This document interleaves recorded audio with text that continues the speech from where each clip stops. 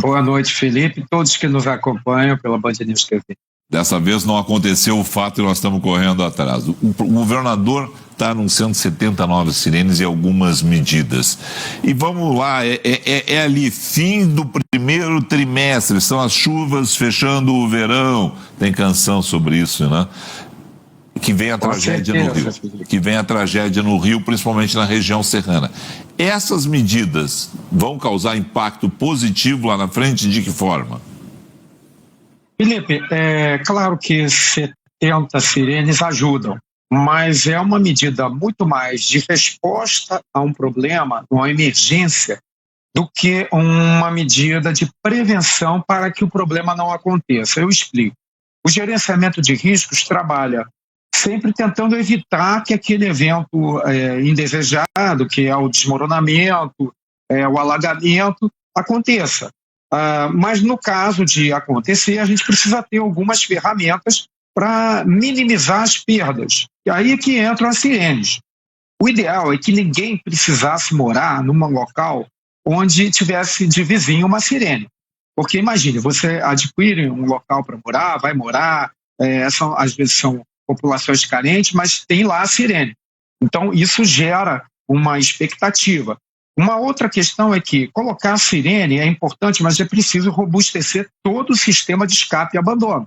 Porque não adianta tocar a sirene e não ter um caminho seguro para as pessoas saírem. Para fazer isso, você precisaria ter drenagem, senão as próprias vias, os próprios caminhos acabam sendo o curso desse aguaceiro que acontece quando você tem essas grandes tempestades tropicais. Então, analisando dessa forma, essa medida ela é positiva porque é um recurso, mas é muito pouco e não é prevenção. No meu entendimento, essa é uma medida de fortalecimento da resposta, ou seja, eu já estou assumindo que vai acontecer o problema, realmente não vai dar para remover as populações, então eu tenho que ter algum recurso, mas é um recurso muito limitado. O plano também fala em criar aí centros de operação em diversas cidades, então tudo isso é bom, é uma forma, mas até mesmo esses recursos, eles precisam ser mais aprofundados.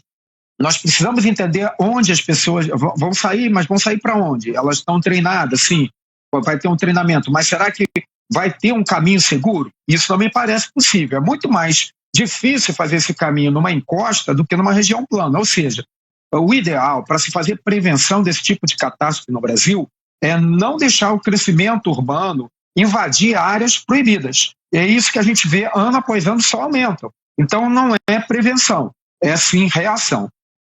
De positivo, as sirenes vão alertar. De negativo, vão alertar, mas as pessoas não vão ter ali pronto o seu caminho. Nós falamos aqui, eu não me lembro se uma entrevista com o senhor, eu acho que foi com o senhor, mas de qualquer forma lá nas tragédias de Petrópolis e nas tragédias da região serrana do Rio, eu infelizmente disse que todos os anúncios a gente esperava que eles fossem cumpridos, mas que temia, porque é assim há décadas, que em 2023 a gente repetisse tudo o que está acontecendo. As obras de drenagem efetivamente estão sendo realizadas porque elas tinham parado e havia uma dificuldade, é o que o senhor diz, olha, tem que jogar essa água para algum lugar, essa água tem que escorrer para algum lugar. E aí são grandes obras que são prometidas a cada tragédia. E a gente só vê que na próxima tragédia eles vão dizer, mas teve um problema numa licitação, teve um problema em algum momento, se parou a obra, faltou recurso. Efetivamente, o senhor consegue acompanhar isso? Essas obras estão saindo do papel? O que a gente tem conseguido acompanhar são obras na área já urbanizada, na área normal da cidade. São obras, às vezes, até em quantidade aquém do que seria ideal, mas os recursos são escassos. Então, a gente compreende que realmente é um esforço na tentativa de melhorar a drenagem dentro da cidade. Mas nesses grandes bolsões de comunidades, de encostas, né, vamos dizer assim, carentes, uma obra como essa de drenagem é uma obra cara, porque, imagine, você tem ali, não tem uma via, não tem uma infraestrutura, e você tem que fazer também a contenção das encostas. É por isso que essas encostas ficam vazias, porque o custo de construção é altíssimo, então você não tem condomínios, você não tem casas de luxo, exceto uma ou outra. Então a população carente observa essas áreas e acaba invadindo. E aí, depois que elas estão lá, não tem como.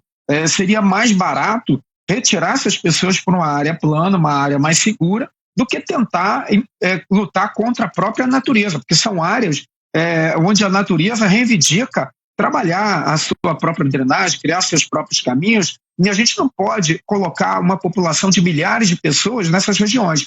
Sob esse aspecto, eu não vejo ação nenhuma, ano após ano, a gente só vê essas comunidades crescerem.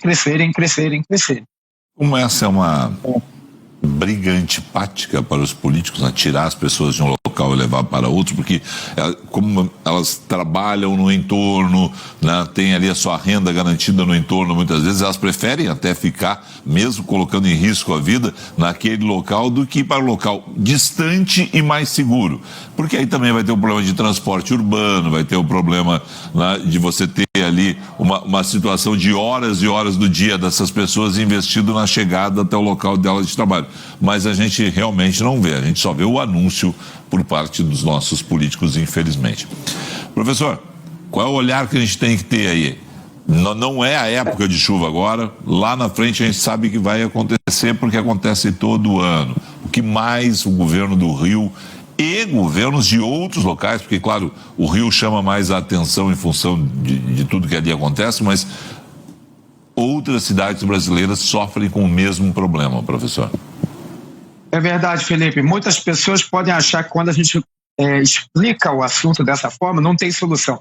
Tem solução. A solução existe. A gente tem vários países que adotam sistemas para evitar a formação desses bolsões, mas são sistemas complexos, então precisaria de um plano nacional. Você pode construir em áreas próximas da infraestrutura de transporte, então vai mexer com o modal de transporte, vai mexer também com a questão da intervenção do espaço urbano, então há trocas. Às vezes você tem um quartel, como a gente tem no Leblon, ali, uma região de um quartel da PM, que até incomoda o bairro do Leblon. Aí virou canteiro de obra do metrô. Por que não construir um prédio ali para populações carentes, mas não que um gueto? Isso acontece na Europa, no Reino Unido, por exemplo, você tem prédios construídos onde a pessoa recebe uma moradia digna, isso é controlado pelo Estado, então não tem aquele gueto também de criminalidade. A solução existe, ela existe. O que precisa é sentar e tomar uma decisão política de investir em prevenção, um plano nacional, com verbas, para poder construir essa solução, que não é de curto prazo e talvez nem de médio. Mas se nós não começarmos, nós vamos virar aquilo que a gente chama de africanização. Quando a gente chega em algumas regiões da África de avião, a gente toma um susto. É um mar de gueto e um núcleo pequeno de cidade construída. Então a gente está ali no limiar de ter quase que uns 50% de cidade com 50% de áreas de gueto. Isso aumenta a criminalidade, cria doenças, a situação de doenças, e também uma miséria, porque não é compatível com a realidade de conhecimento técnico da engenharia brasileira e também até da pujança econômica do país, a gente manter esses guetos. Realmente falta visão.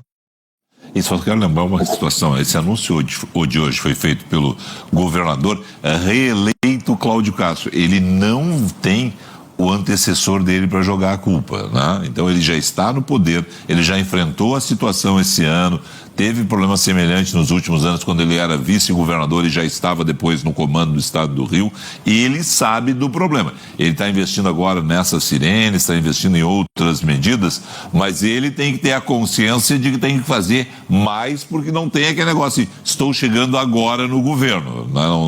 Não pensa que é simplesmente assim, olha, veja, tomei essa medida. Essa é uma, mas é como o senhor disse, legal, as pessoas vão estar alertadas, a sirene vai tocar.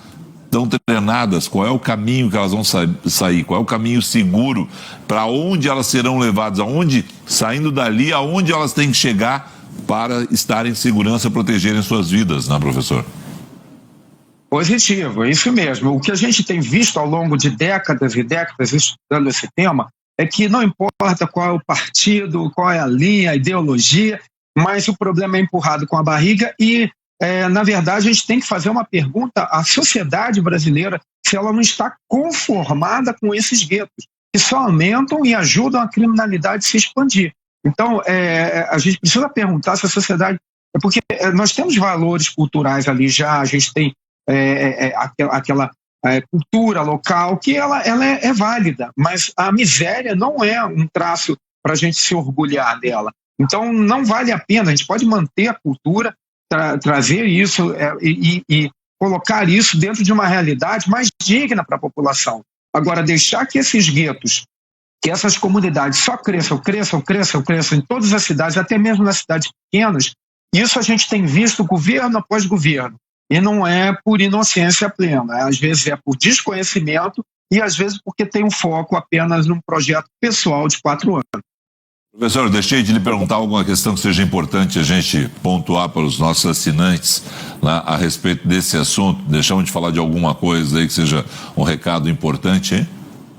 Eu diria para aqueles moradores desses locais que, caso as autoridades forneçam essas informações, procurem entendê-las, porque é uma possibilidade de ajuda num momento difícil, você que mora num local que, infelizmente, precisa ter esse tipo de sirene, esse tipo de coisa.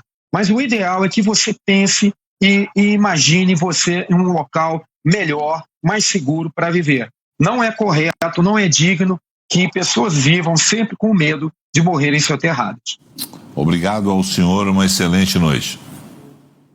Igualmente a todos. Conversamos com o especialista em gerenciamento de risco, professor